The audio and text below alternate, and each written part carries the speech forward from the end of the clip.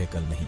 एक कंजूस आदमी जीवन भर कंजूसी करके बहुत सारा धन इकट्ठा कर लिया और 1 साल तक बिना कुछ किए वह सोचता रहा कि मैं इस धन को कैसे खर्च करूं। रोज की तरह वह घर पर बैठा यही सोच रहा था कि अचानक यमदूत ने उसके दरवाजे पर दस्तक दे दी। उस व्यक्ति ने यमदूत से कुछ समय देने की प्रार्थना की, पर यमदूत नहीं माना। उस व्यक्ति ने यमदूत से फिर कहा, मुझे सिर्फ 1 दिन की जिंदगी दे दो, मैं तुम्हें अपना आधा धन दे दूंगा। यमदूत फिर नहीं माना। उस व्यक्ति ने यमदूत से एक बार और प्रार्थना की। यमदूत मान गया और बोला, तुम्हें सिर्फ 10 मिनट की मोहलत मिलेगी। वह कंजूस आदमी इतने समय में क्या ही कर सकता था। उसने कागज के पन्ने पर एक संदेश लिखा, जिस किसी को भी यह संदेश मिले उससे केवल मैं इतना कहूंगा कि जीवन भर सिर्फ धन कमाने के फिराक में मत रहो। जिंदगी का एक एक पल पूरी तरह से जियो। क्या पता कब ये दुनिया छोड़कर जाना पड़े। मेरे पास धन होते हुए भी मैं 1 दिन की जिंदगी नहीं खरीद सका। कहानी से सीख, पैसे कमाओ पर जीवन का आनंद भी उठाओ, क्योंकि खुशी आज है कल नहीं।